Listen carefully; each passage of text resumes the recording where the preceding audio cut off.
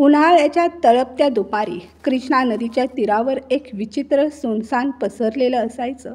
अंग भाजून काढणारे गरम झोत, वाऱ्यांसोबत उडणारी सुक्या गवताची काडी पाचोळा इकडून तिकडे लोळत भटकायची.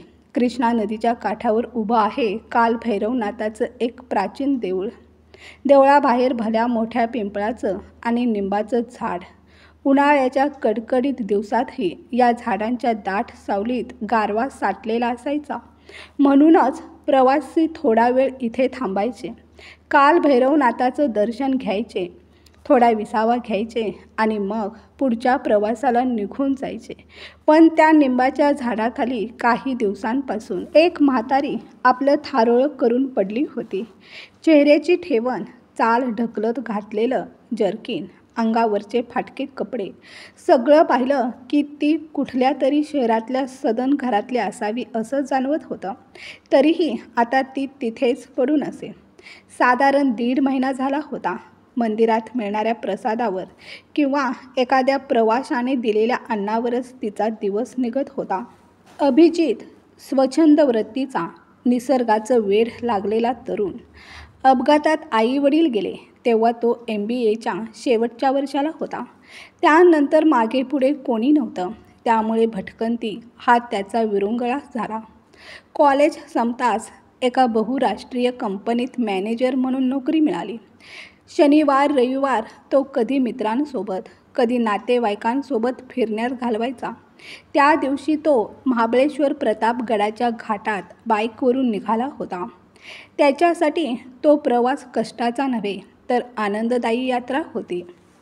कालभैरवनाथाच्या देवळाजवळ आल्यावर त्याची नजर पडली निंबाच्या झाडाखाली बसलेल्या त्या वृद्ध महिलेकडे. तिच्या चेहऱ्यावर एक विचित्र आकर्षण, एक स्नेह चमकत होता. कदाचित अभिजितचं मन प्रत्येक वृद्ध स्त्रीमध्ये आपल्या आजीला शोधत होतं. तो पुढे गेला आणि म्हणाला, माई, काही खाणार? माझ्याजवळ बिस्किटचा पुडा आहे, आपण दोघं मिळून खाऊया ना. म्हातारीनं थरथरत्या हातानं आपला हात पुढे केला. अभिजितनं अर्धा पुडा तिच्या हातावर ठेवला आणि उरलेला स्वतःकडे घेतला. खाता खाता तो विचारला, माई, तुम्ही इथे का बसलात? तुमचं घर कुठं आहे? महिलेचे डोळे क्षणभर दूरवर स्थिरावले. एक दीर्घ उसासा टाकून ती म्हणाली, बाळा, आता हे झाडच माझं घर आहे. याआधी मी औरंगाबादला राहत होते. माझा मोठा बंगला होता. नवरा गेल्यावर वर्षभर सगळं सुरळीत चाललं. पण हळूहळू सुनेच्या डोळ्यात मी खटकायला लागले. एके दिवशी माझा मुलगा म्हणाला, आई, आपण तीर्थयात्रेला जाणार आहोत. आम्ही ट्रेनने निघालो. एका स्टेशनवर उतरून तो मला या देवळाजवळ घेऊन आला.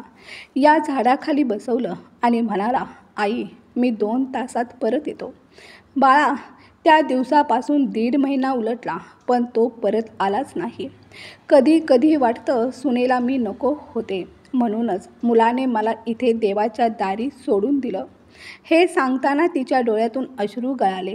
अभिजितच्या मनात त्याची दिवंगत आजी आणि आई एकदम उभ्या राहिल्या. डोळ्यात पाणी तरळलं. त्याने थरथरत विचारलं, माई, माझ्याबरोबर घरी याल का? वृद्ध हळूच डोकं हलवून म्हणाली, नको बाळा, माझंच लेकरू, माझाच मुलगा जर मला ठेवायला तयार नाही तर तू मला काय ठेवशील? राहू दे, माझ्यावर दया करू नकोस.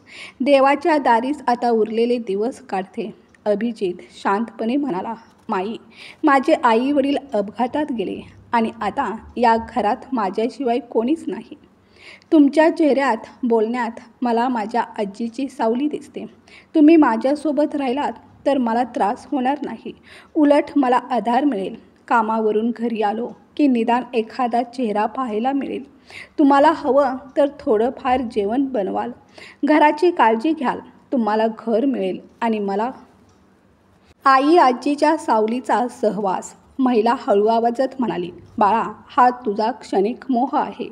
2-4 दिवसांनी मी तुला ओझं वाटायला लागेल. कुणाला स्वतःचे आई वडीलच ओझं भासतात, तर कुणाच्या आयुष्यातून आई वडिलांचं सावट अकाली निघून जातं. मी अशीच बरी आहे, देवाच्या चरणी. अभिजितचा कंठ दाटला. तो म्हणाला, माई, माझी आजी माझ्यावर प्रचंड प्रेम करायची. आई बाबा आजीवर जीव ओवत. पण आता घरात कोणीच नाही. मला माझ्या आजीची, माझ्या आईची खूप आठवण येते. तुमच्यात मला माझी आजी दिसते. मी वचन देतो, तुम्ही कधीच ओझं वाटणार नाही. त्याचा आवाज थरथरला. वृद्ध महिलेच्या डोळ्यात पाणी तरळलं. शब्द कंठात अडकले. अभिजितनं तिचा हात धरला आणि म्हणाला, चला माई, संध्याकाळ होते. आता घरी जाऊया. महिलेने अविश्वासाने त्याच्याकडे पाहिलं. मनात विचार केला, कदाचित देवानेच या मुलाच्या मनात माझ्यासाठी करुणा जागवली आहे. अभिजितनं तिला बाईकवर बसवलं. महाबळेश्वरकडे जाण्याऐवजी तो सरळ घरी निघाला. 6 महिने उलटून गेले. आता अभिजित रोज वेळेवर घरी यायचा. माई त्याची वाट पाहत असायच्या. जेवण वाढून ठेवत असायच्या. तो झोपल्यानंतर डोक्यावरून प्रेमाने हात फिरवत असत. सकाळी तो उठण्याआधीच त्या पूजा आटपून नाश्ता, जेवण तयार करत असत. माईला घर मिळालं होतं. अभिजितला आई, आजीचं खरं प्रेम परत मिळालं होतं. हे काळभैरव नाताचंच देणं होतं. एका सकाळी अभिजित गाढ झोपला होता. ऑफिसची वेळ जवळ आली होती, पण झोप अजूनही पूर्ण झाली नव्हती. अचानक त्याच्या डोक्यावर थंड बोटांचा स्पर्श झाला. त्याला भास झाला, आईच आली आहे का उठवायला. पुन्हा तीच थंड बोटं कपाळावरून फिरली. त्याने डोळे उघडले. समोर माई उभ्या होत्या. देवपूजा करून ओल्या फुलांच्या सुगंधाने दरवळलेल्या हाताने त्याच्या कपाळावरून प्रेमाने हात फिरवत अभिजितनं त्या हाताला पकडलं. ओटांशी नेऊन कपाळाला लावलं. आपोआप त्याचे हात त्यांच्या पायाशी गेले. माईने थरथरत्या हाताने त्याच्या डोक्यावर आशीर्वादाचा स्पर्श केला. डोळे मिटून देवाजवळ काहीतरी बडबडल्या आणि म्हणाल्या, उठ बाळा, ऑफिसला जायची वेळ झाली. अभिजित हसून म्हणाला, माई, आता ऑफिस नाही. माझा मित्र आणि मी मिळून कारखाना सुरू करतोय. आज सकाळी 10 वाजता त्याची पूजा आहे आणि ती तुमच्या हातानेच होणार आहे. माईंचे डोळे उजळले. बाळा, स्वतःचा व्यवसाय स्वतःचा असतो. आज तू योग्य पाऊल टाकलं आहेस. काळ, कष्ट आणि देवाची कृपा तुला मोठं यश देईल. तुझा हा छोटासा कारखाना एक दिवस मोठी कंपनी बनेल, हा माझा विश्वास आहे. त्यांच्या डोळ्यात आशेचे नवे दिवे पेटले. 1 वर्ष उलटलं. कारखान्याची भरभराटी झाली. गुणवत्तेमुळे आणि कामगारांच्या कष्टामुळे व्यवसाय फुलत होता. आता अभिजित आणखी एक कारखाना सुरू करण्याचा विचार करत होता. तो दिवसेंदिवस अधिक व्यस्त होत चालला होता. एके दिवशी माई म्हणाल्या, बाळा, आयुष्याचं ध्येय फक्त काम आणि जेवणापुरतं मर्यादित नसतं. माणसाला जगण्यासाठी एक आधार लागतो. तुला आता एक चांगली मुलगी पाहून लग्न करायलाच हवं. अभिजित गैरभरून म्हणाला, हो माई, खरंच या धक्काधक्कीच्या जीवनात, रोजच्या धावपळीत कधी या गोष्टीचा विचार करायलाही वेळ मिळाला नाही. पण आता हा विषयही अंतिम करायलाच हवा. हे बोलताना त्याच्या डोळ्यासमोर मेघाचं चित्र तरळून आलं. बाबांच्या मित्राच्या मुलीची ती जिवलग मैत्रीण होती. शिक्षण पूर्ण केल्यावर ती त्याच्याच शहरात नोकरी करत होती. अधूनमधून भेट व्हायचीच. तिचं सौजन्य, तिचा गोड स्वभाव, सगळंच अभिजितच्या मनात ठसत गेलं होतं. लवकरच माई आणि अभिजित मेघाच्या घरी गेले. लग्नाचा प्रस्ताव मांडला. मेघाच्या वडिलांनी ताबडतोब होकार दिला आणि पुढच्या महिन्यात मेघा नववधू म्हणून या घरात आली. अभिजित जितकं प्रेम माईवर करायचा, त्याहून अधिक मेघा त्यांच्या गुणांनी आणि स्नेहाने भारावून गेली होती. माई तिच्यासाठी केवळ सासू नव्हत्या, तर जणू आईच बनल्या होत्या. तिच्या मनातल्या भावना ओळखून त्या शब्द न उच्चारता पूर्ण करायच्या. काळ पुढे सरकत गेला. अभिजितच्या घरी 2 फुलं उमलली, दर्शन आणि आराध्या. घरभर आनंदाचा वर्षाव झाला. आता माई आजी बनल्या होत्या. त्यांच्या आयुष्याचा केंद्रबिंदू अभिजित, मेघा नव्हे, तर ही 2 लेकरं झाली. रोज रात्री गोष्ट सांगणं, सकाळी दर्शन गळ्यात बिलगणं, आराध्याने त्यांच्या पाठीवर झोकून स्वतःचा हक्क दाखवणं, हेच त्यांच्या आयुष्याचं धन बनलं. मुलांचं जेवण आजीशिवाय होणं म्हणजे अक्षरशः अशक्य. बाजारात आई बाबांसोबत गेलं तरी मुलं आजीला सोबत घेऊन जाण्याचा हट्ट करायची. दरम्यान अभिजित मोठा उद्योगपती झाला होता. मेघा त्याची खरी जीवनसाथीच नव्हे तर बिझनेस पार्टनरही ठरली होती.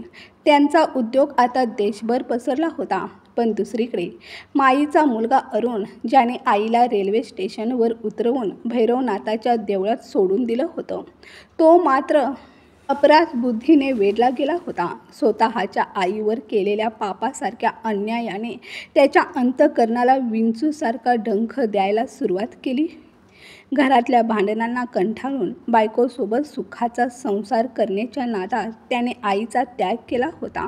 पण अंतःकरण त्याला क्षणोक्षणी धिक्कारत होतं. घरात आता फक्त बायकोचं राज्य होतं.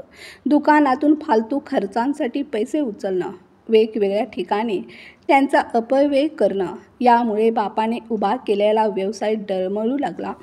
शेवटी एके दिवशी ते दुकान बंद झालं. अरुण आणि त्याची पत्नी कठीण परिस्थितीत आले. आता त्यांना पैशाची खरी किंमत कळायला लागली. त्याचा एक जिवलग मित्र, जो मोठ्या कंपनीत नोकरी करत होता, त्याने स्वतःच्या ओळखीने अरुणला काम मिळवून दिलं आणि संसाराची गाडी पुन्हा रुळावर येऊ लागली. तेव्हापर्यंत अरुणला 2 मुलं झाली होती. एका कठोर धड्याने त्याला आयुष्याचा खरा अर्थ शिकवला होता. कंपनीत तो आता जीव लावून काम करू लागला. त्याची हुशारी आणि मेहनत पाहून त्याला योग्य सन्मान मिळू लागला.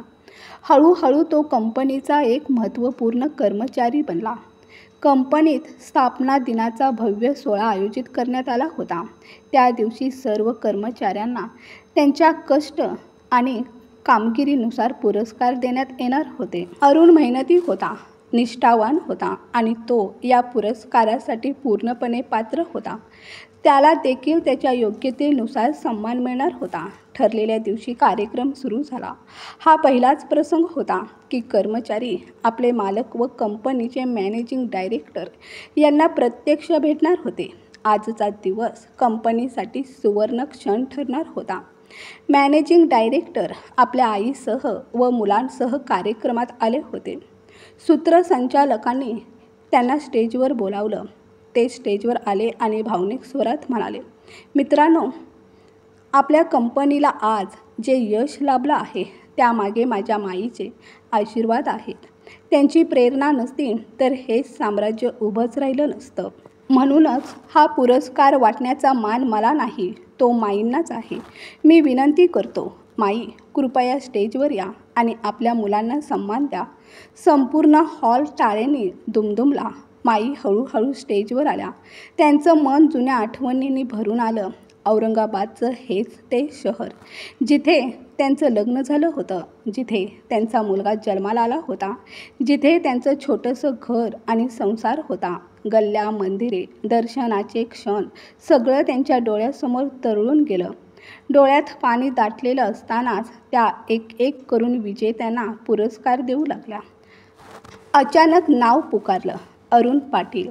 क्षणभर माई स्तब्ध झाल्या. त्यांच्या चेहऱ्यावर अनोख्या भावनांचा कल्लोळ दाटून आला. समोरचा चेहरा ओळखीचा. होय, तोच त्यांचा स्वतःचा मुलगा अरुण, ज्याने एकेकाळी देवदर्शनाच्या निमित्ताने निर्दयपणे त्यांना देवळात सोडून दिलं होतं. माईंच्या हृदयात प्रेम आणि रागाचं वादळ एकदम उसळलं. सभागृह डोलू लागल्यासारखं वाटलं. पण त्यांनी स्वतःला सावरलं आणि जणू परक्या माणसाला द्यावा तसा पुरस्कार अरुणच्या हातात ठेवला. चेहरा मात्र दुसरीकडे वळवला. अरुणच्या डोळ्यात धक्का आणि अपराध गंध भरून आला. पुरस्कार देणारी ती स्त्री दुसरी कोणी नसून त्याची आईच आहे हे त्याला समजलं.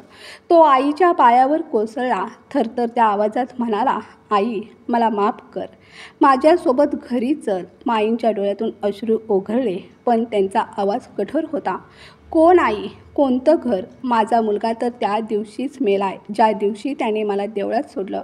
आजपासून ना मी तुझी आई आहे, ना तू माझा मुलगा. इतकं बोलून माई अचानक स्टेजवरून उतरल्या आणि आपल्या जागेवर जाऊन बसल्या.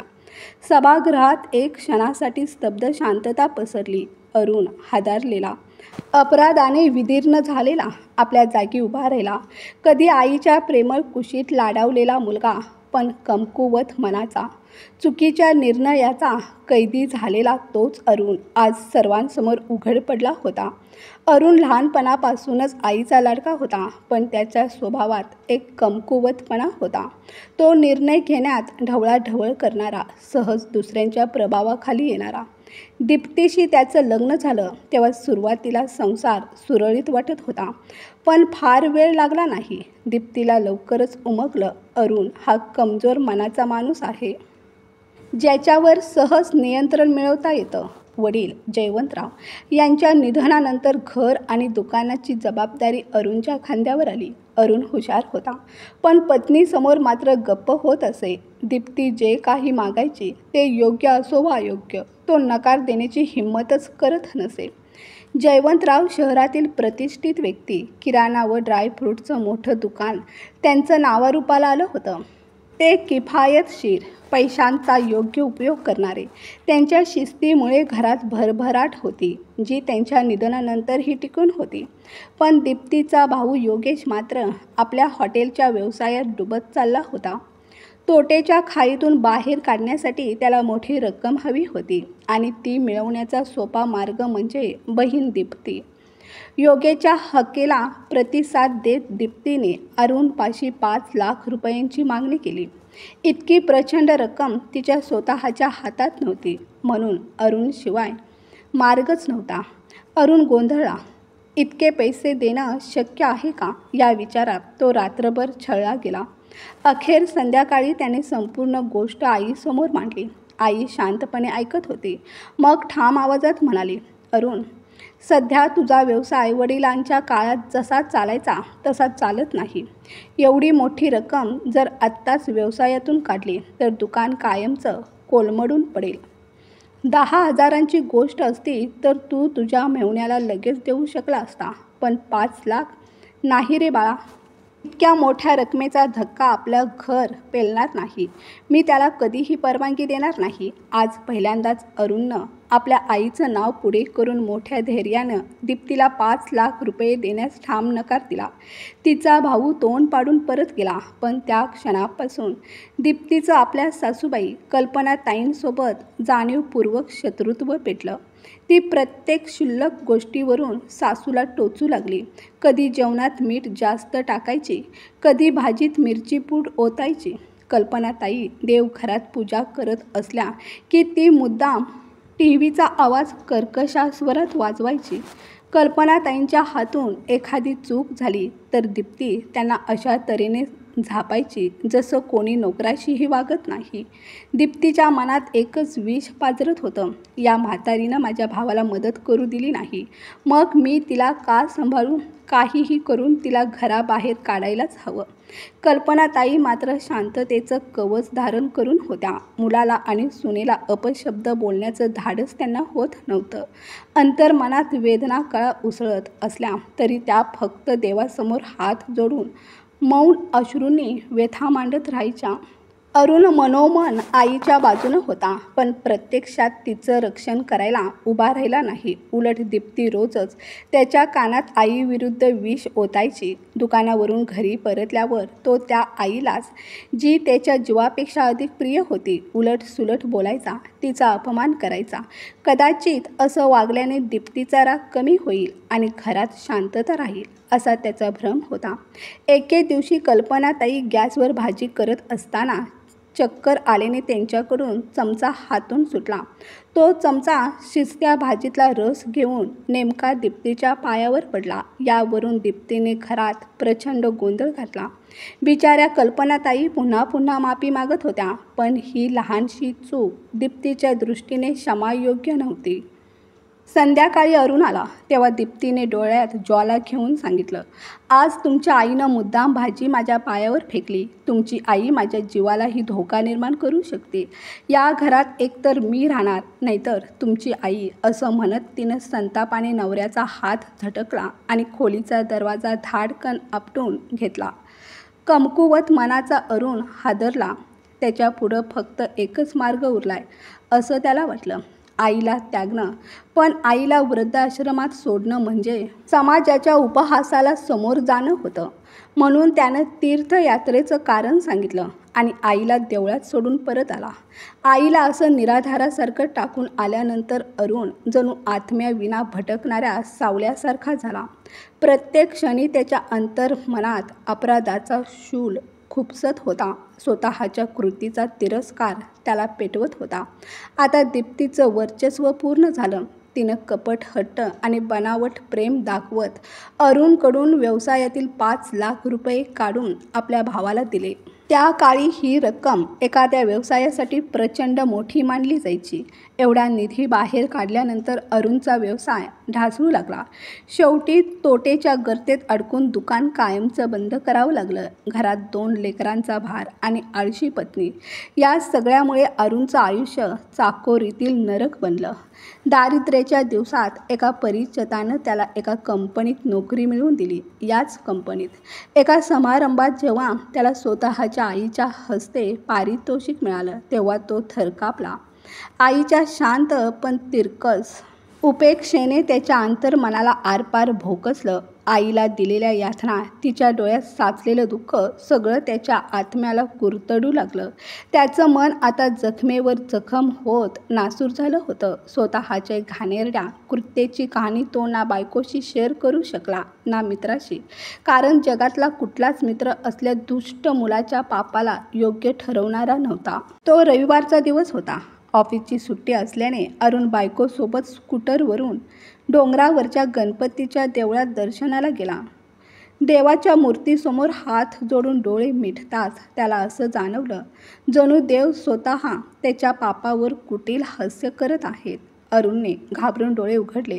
देवळातून परतताना अपराधबोधाने त्याची मानसिक अवस्था एवढी ढवळून निघाली की समोरून येणारा ट्रक त्याला दिसलाच नाही.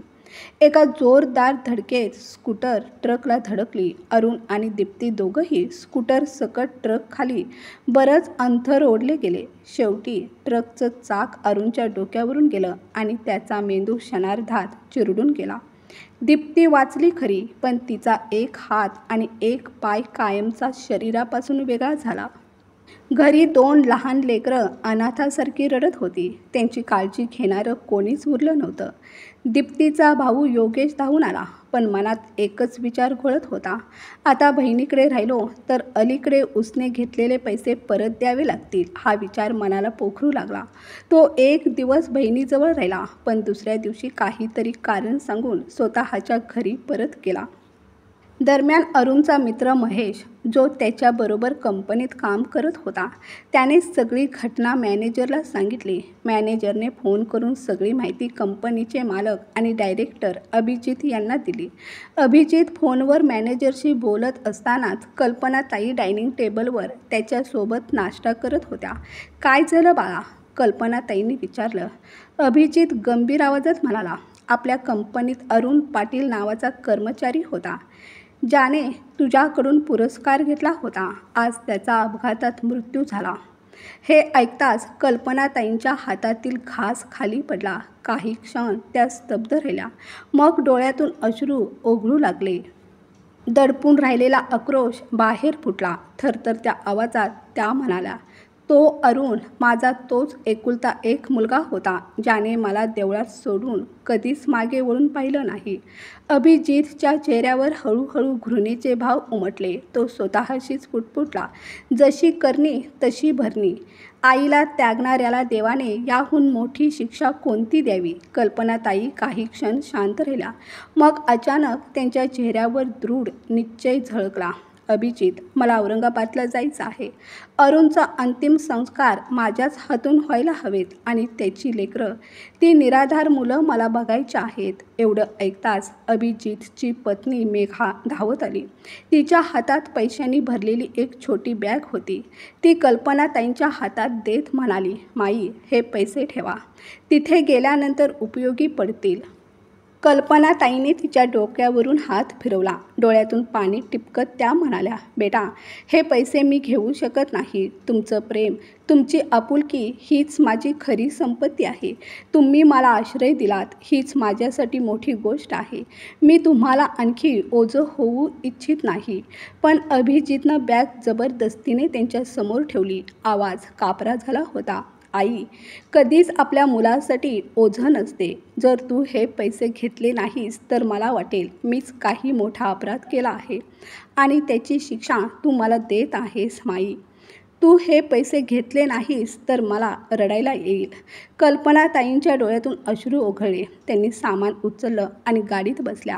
गाडी निघाली आणि पुण्याबाहेर पडली. औरंगाबाद अजून कितीतरी तासांचा प्रवास होता. रस्त्यात कल्पनाताईंच्या नजरेसमोर अरुणचं बालपण उभं राहिलं. कसा तो हट्ट धरायचा, कसा रडायचा. एकदा तर बाजारात लाकडाची गाडी घेऊन दिली नाही म्हणून आईच्या कुशीतून खाली उतरून रस्त्यावरच्या धुळीत लोळत बसला होता. पाय आपटत आक्रोश करत रडत होता. शेवटी वडिलांचा संताप फुटला. त्यांनी त्याला 2 चापटा मारल्या आणि मग रागाने त्याच्यासाठी ती लाकडी गाडी आणली.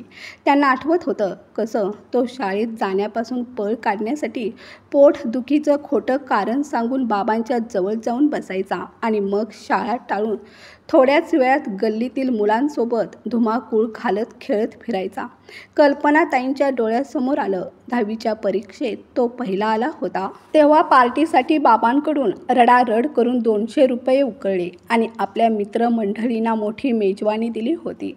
अरुणच्या प्रत्येक आठवणीने कल्पनाताईंच्या डोळ्यात क्षणभर चमक तर आली, पण लगेचच आसवे धावू लागली. घराच्या चौकटीशी पाय टेकवताच त्यांच्या डोळ्यात पाणी तरळलं.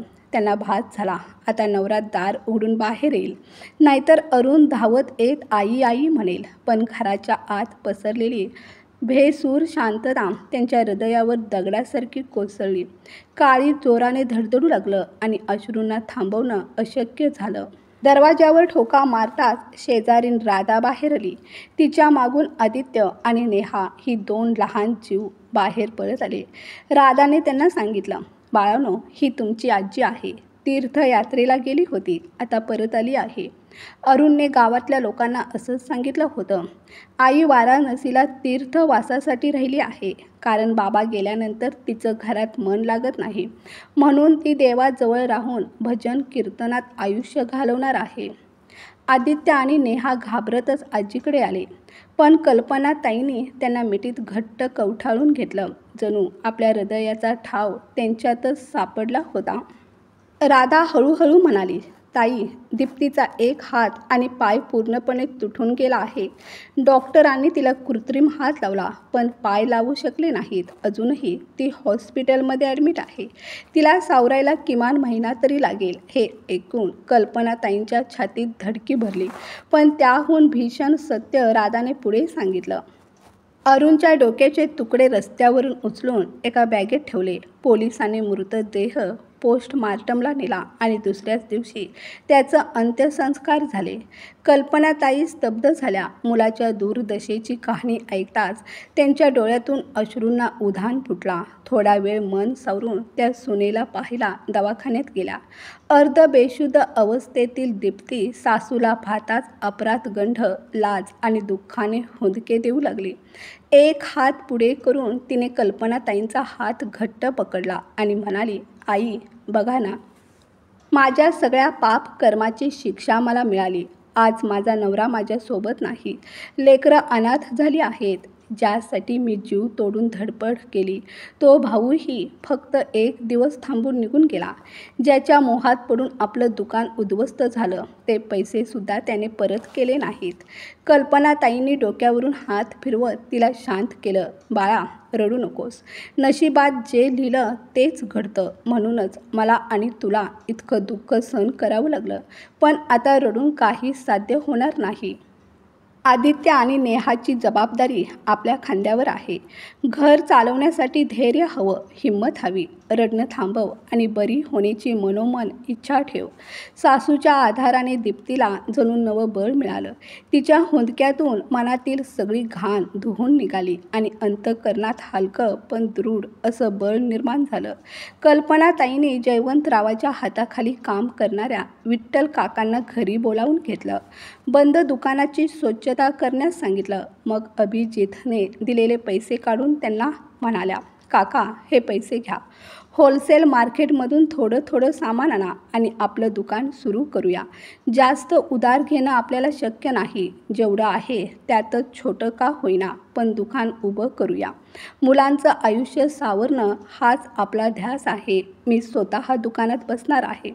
तुमच्या मदतीने आपण पुन्हा उभं राहूया. विठ्ठल काकांच्या डोळ्यात आनंदाश्रू तरळले.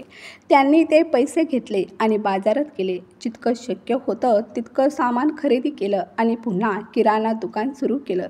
त्या दुकानाचं नाव ठेवलं जयवंत किराणा स्टोअर. दुकानात बसून कल्पनाताई स्वतः गिऱ्हाईकांना सामान देऊ लागल्या.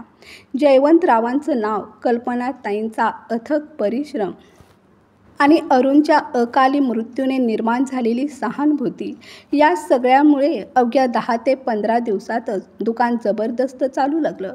सुरुवातीला जेमतेम भरलेलं दुकान काही दिवसातच दुपटीने चौपट मालाने गच्च भरून गेलं. विठ्ठल काकांनी वस्तूंचा भाव बाजारपेठेपेक्षा थोडा कमी ठेवला होता. स्वस्तात चांगलं मिळतंय हे गिऱ्हाईकांना कुठे नाकारायचं होतं. शिवाय कल्पनाताईंचा गोड स्वभाव, नम्र बोलणं आणि स्नेहपूर्ण वागणं या सर्वांमुळे दुकानाची कीर्ती चारी बाजूंनी पसरली. 1 महिन्यानंतर जेव्हा दीप्ती हॉस्पिटलमधून घरी परतली तवर घराचं चित्रच बदललं होतं. घर पुन्हा तसंच स्थिरावलं होतं जसं जयवंतरावांच्या काळात होतं. कल्पनाताईंनी घरकामासाठी एक मदतनीस ठेवली होती. दीप्ती रोजच 3 चाकी सायकलीवर बसून दुकानात येऊ लागली आणि कल्पनाताईंच्या देखरेखीखाली दुकानातील प्रत्येक बारीक-सारीक गोष्ट शिकू लागली. 2 तास आदित्यलाही त्या दुकानात बोलवत. कधी तो पैसे घेत असे, कधी छोट्या वस्तू देत असे, तर कधी ग्राहकांचं सामान काउंटरवर चढवत असे. या सगळ्यातून हळूहळू आदित्य आणि त्याची आई दोघींनीही दुकानाचे बारकावे व्यवस्थित आत्मसात केले.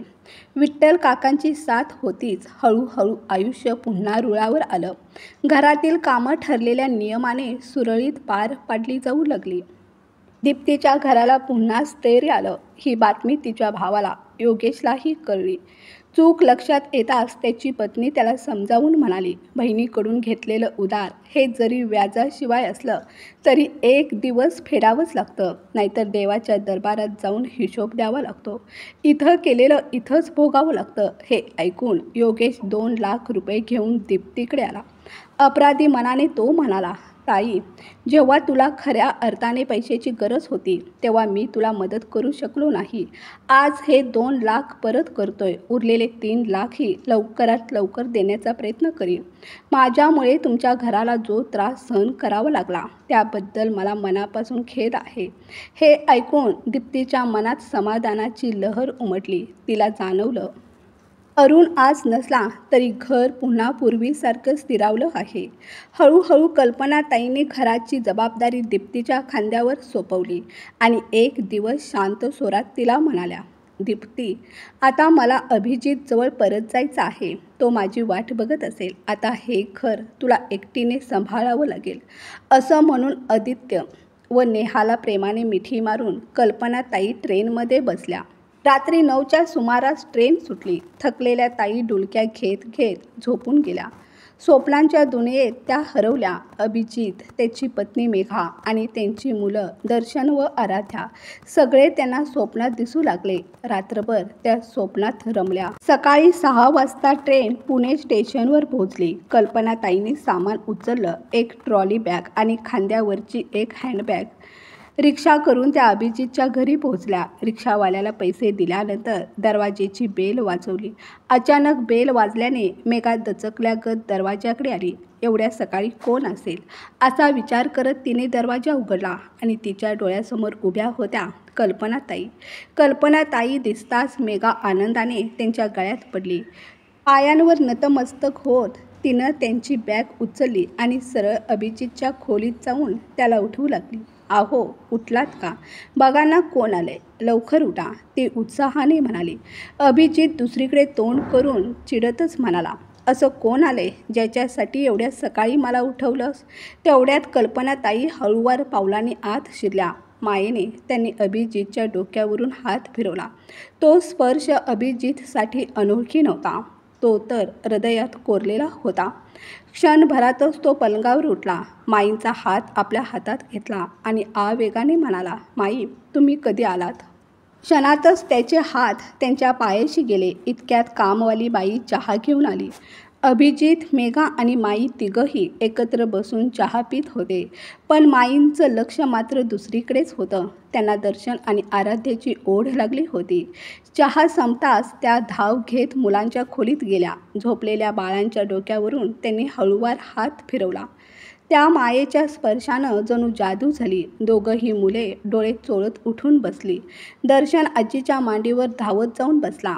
गळ्यात हात घालून गालावर पाप्या घेत तो म्हणाला, आजी, तू आम्हाला सोडून कुठे गेलीस? खूप आठवण येत होती. मी रडायचो तेव्हा आई मला खेळणी देऊन गप्प करत होती. आराध्या पण धावत आली. गळ्यात पडत ती म्हणाली, आजी, दादा मला खूप दमवतो. त्याला तू ओरड बरं. त्याला सांग माझी खेळणी घ्यायची नाहीत आणि मला खेळायला घेऊन चल.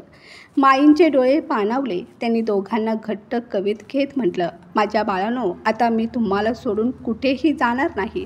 तुमच्या वाचून मला पण करमत नव्हतं. आता मी तुमच्यासोबत खेळणार. मला पण खेळात सामील करणार ना? दोघंही मुलं आनंदाने म्हणाली, हो आजी. आता आपण तिघं मिळून खूप खेळणार. दरम्यान अभिजित आणि मेघा दोघांनाही घराबरोबर व्यवसायाची धावपळ होती. त्यांचं सोशल सर्कल वाढलं होतं. त्यामुळे घराची सारी जबाबदारी पुन्हा माईंच्या खांद्यावर आली. त्या दिवसेंदिवस पूजापाठ, मुलांची देखभाल आणि स्वयंपाक यात रमल्या. स्वयंपाकाला बाई असली तरी मुलं अभिजित आणि मेघा यांच्या आवडीचे पदार्थ त्या स्वतः बनवत. शाळेच्या बाबतीतही मुलं हट्टी होती, पण माईंच्या संयमाने हळूहळू त्यांना शाळेची गोडी लागली. त्या शाळेतून आल्यावर खेळता खेळता त्यांना शिकवायच्या. रात्री मुलांच्या खोलीतच झोपायच्या. मधूनच उठून त्यांच्या अंगावर पांघरून घालायच्या. अशा प्रकारे मुलांच्या संगोपनाची सर्व जबाबदारी त्यांनी सांभाळली. महाशिवरात्रीच्या दिवशी सकाळी 6 वाजता माई देवळात गेल्या.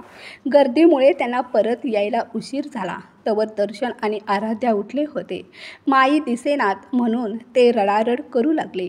मेघानं घाईघाईनं फोन लावला. फोन लागताच माईंनी देवळाबाहेरूनच हात जोडले. दर्शन न घेता कारमध्ये बसल्या आणि धाव घेत घरी आल्या. घरी पोहोचताच मुलं त्यांच्या कवेत शिरली, आजी, आम्हाला सोडून जाऊ नकोस कधीही. त्यांनीही डोळ्यातलं पाणी पुसत म्हटलं, नाही रे बाळांनो, आता कायम तुमच्या जवळच राहीन. संध्याकाळी दर्शन आणि आराध्या छतावर खेळत होते. आराध्या पुढे पळत होती. दर्शन तिच्या मागे धावत होता. अचानक त्याच्या धक्क्यानं आराध्या पायऱ्यांवरून लोटांगण घेत खाली कोसळली. ती बेशुद्ध पडली. दर्शनच्या हंबरड्याने घर दणाणलं. देवाची आरती करत असलेल्या माई घाबरून धावत बाहेर आल्या. त्यांनी आराध्याला मांडीवर घेतलं. तिच्या जखमेतून वाहणारं रक्त स्वतःच्या साडीनं पुसलं. पाणी शिंपडलं, पण तरीही ती शुद्धीवर आली नाही. अत्यंत चिंतेने व्याकुळ झालेल्या माईंनी थरथरत्या हातांनी अभिजितला फोन लावला. कंठ दाटून आलेल्या आवाजात त्या म्हणाल्या, बाळा, आराध्या जिनेच्या पायऱ्यांवरून घसरली आहे. तिला खूप दुखापत झाली आहे. कितीही प्रयत्न केला तरी ती शुद्धीवर येत नाही. मला खूप भीती वाटते. तू मेघाला घेऊन लगेच घरी ये. हे ऐकताच अभिजितच्या हातातून फोन खाली कोसळला. तो घाबरला आणि मीटिंग अर्धवट सोडून मेघाला घेऊन घराकडे धाव घेतली. त्याचं हृदय जोरजोराने धडधडत होतं. माझ्या फुलासारख्या मुलीला किती लागलं असेल, वरून ती बेशुद्ध आहे. या विचाराने मेघाचे डोळे पाणावले. ती पुन्हा पुन्हा ड्रायव्हरला ओरडून म्हणत होती, गाडी वेगाने चालवा, लवकर, कृपा करून लवकर. घरात पोहोचताच मेघा धावतच ड्रॉइंग रूममध्ये आली. तिथं तिला दिसलं माईंच्या मांडीवर बेशुद्ध पडलेली आराध्या. माईंचे डोळे शून्यात खिळले होते. तोंडातून एकही शब्द बाहेर पडत नव्हता. आज त्या पूर्णपणे खचून गेल्या होत्या. अभिजित व मेघाला पाहताच माईंनी हंबरडा फोडला. घाबरलेल्या अभिजितने ताबडतोब आराध्याला उचललं आणि तिघांना घेऊन थेट रुग्णालयात धाव घेतली. डॉक्टरांनी तातडीने आराध्याच्या जखमांवर पट्टी बांधली, इंजेक्शन दिलं. काही वेळातच ती शुद्धीवर आली. पण घाबरवणारी गोष्ट अशी की तिला काहीच दिसत नव्हतं. थरथरत्या आवाजात आराध्या बाबांचा आणि आजीचा हात पकडत म्हणाली, आई, एवढा अंधार का आहे? लाईट लाव ना, मला दिसत नाही. बाबा, कृपा करून लाईट लावा ना, मला खूप भीती वाटते. मला अंधार आवडत नाही. आजी, मला प्रकाशात घेऊन जा ना, मला खूप भीती वाटते. हे शब्द ऐकताच डॉक्टरांच्या भुवया उंचावल्या. तपासण्या झाल्यानंतर त्यांनी गंभीर आवाजात सांगितलं, आराध्याच्या डोक्याला व डोळ्यांना बसलेल्या मारामुळे तिची दृष्टी गेली आहे आणि कदाचित ती पुन्हा कधीच पाहू शकणार नाही.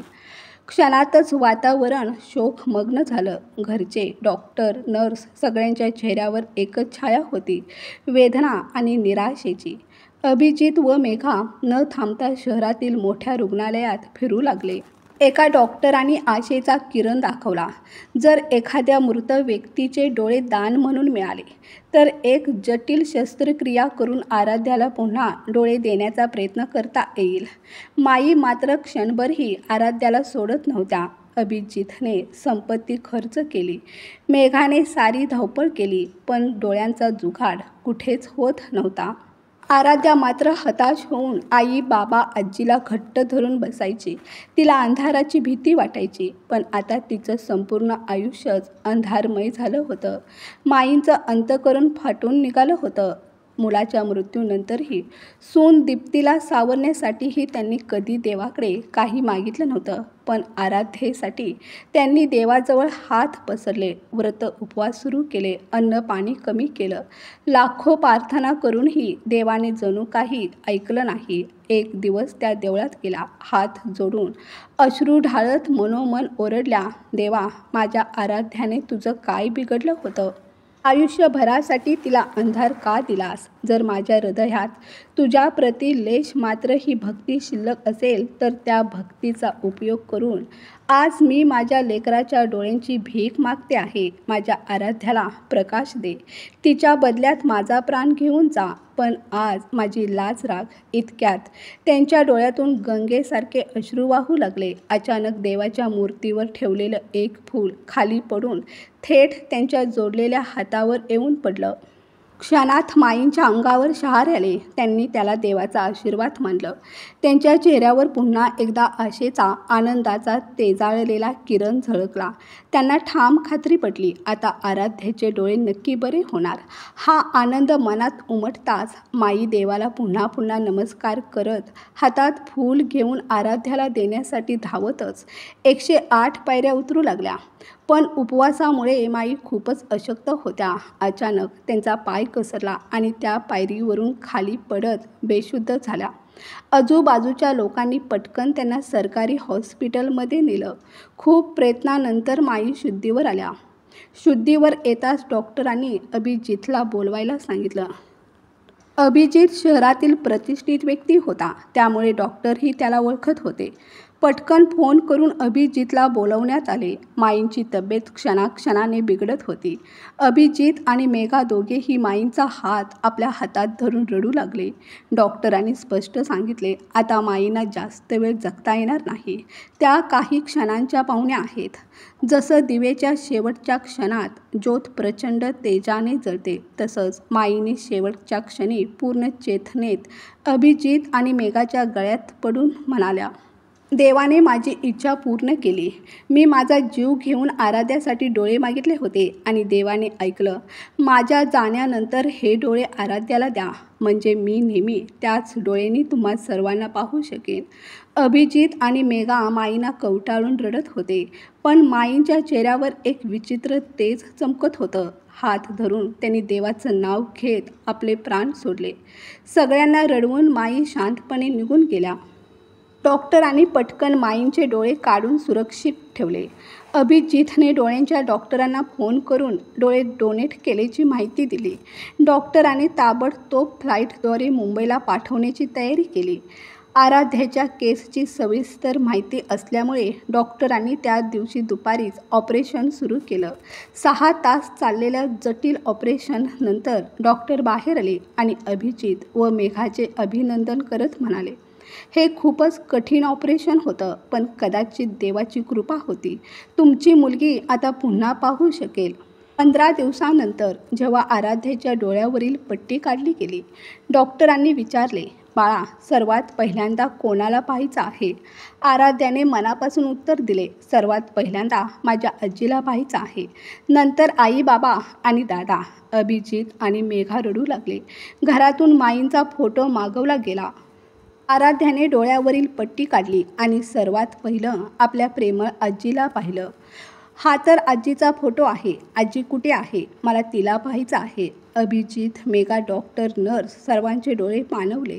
मेघा हळूवार बोलली, बाळा, तुझी आजी आता आपल्या सगळ्यांच्या मनात आहे. तुला तिथेच दिसेल. आराध्याला मेघाच्या या शब्दांचा अर्थ समजला नाही. ती निरागसपणे आईच्या गळ्यात हात घालून तिला घट्ट पकडली. मित्रांनो, कथा आवडली असेल तर कथेला लाईक, शेअर करा.